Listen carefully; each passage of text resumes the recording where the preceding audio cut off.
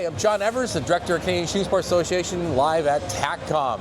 We've got Mr. Ed Burlew, Counsel for CSSA, with us today. A very important topic that's come up recently is wills. Wills in the States, particularly with changing the firearm legislation regarding handguns. We're going to talk about that. We'll talk about what rights you have should the police decide to visit your abode. So, Ed, thanks for coming out to TACCOM. And okay, well, that's great. Give us some updates what's going on. Okay, well, let me talk first about wills, get this out of the way, sort of get it out of the way. But what happens now is with the new rules about transfers, you need a verification code. You have things that can't be transferred unless the person's licensed. There's a lot of trips and traps within the law, and especially now that you can't transfer handguns except in exceptional circumstances. The executors are not informed about this, and your ordinary will doesn't take care of this. You see, a lot of businessmen, they'll have two wills. They'll have a will for their family assets, and then they'll have a will for their investments. Mm-hmm. Well, I'm going to encourage people to have a will for their firearms. This is something that's being done in the United States. It's something whereby I'm responding to this need because I'm getting calls from all kinds of lawyers and executors across Canada, and I'm being hired to sort out the messes where the police have taken guns and they shouldn't have taken them, how to get the transfers done properly, and to make sure there's compliance so that the testator, your guns, go to who you want, when you want. I've actually had some personal experience with that with friends who contacted me as a CSA director saying, what do I do? I passed it through to Ed and said, Ed, help. And because it's so messy right now, people aren't aware of it, so it's a great service you're offering. Well, thank you. Right. Because there's nobody educating the lawyers about this. Yeah. The Canadian Bar Association isn't doing it. The Law Society isn't doing it.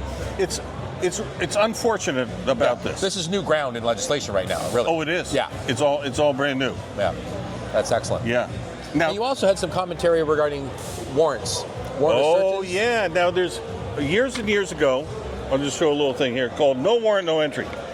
I did this up 30 years ago. I'm an old guy, I can say that. We both are.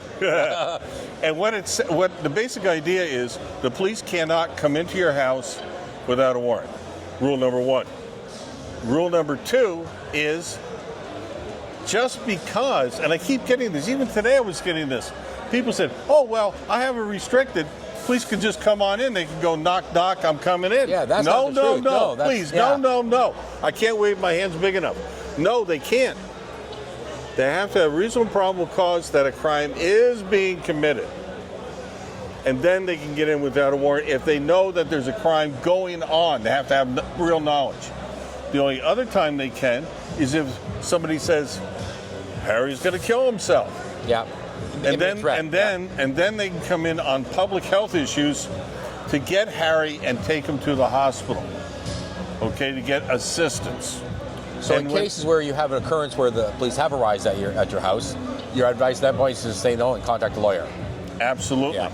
Yes. And so the reason is that they say, well, but the chief firearms office can have one of their area firearms officers come in and inspect. Well, yes, they can. That power is there under the Firearms Act by consent arrangement. So in other words, the AFO calls you up, says, Michael, the AFO here, okay, what do you want to do? I got to come by and double check your guns. Why? I'm just checking for compliance. It's not a police evidence check.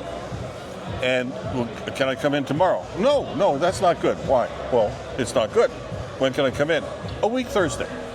Okay, we'll see you a week Thursday at 9 o'clock. Okay, now you made the appointment. Now that's how it's done in a civilized way. And they come in, they'll check, make sure you got compliance, make sure that your certs match your guns. They'll take a look at your storage and they'll say, you better improve your storage. They don't arrest you. Mm-hmm. They're actually on your side. They're on your side. Yeah.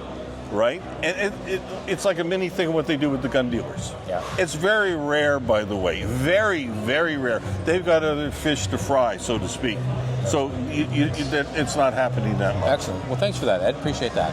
So once again, it's great to have Ed on board as legal counsel at CSSA. He's a great resource. I know personally he's helped me out a lot over a lot of years, and we'll keep updating the people. And I've been here as part of CSSA when it was Ontario Handgun. Yep.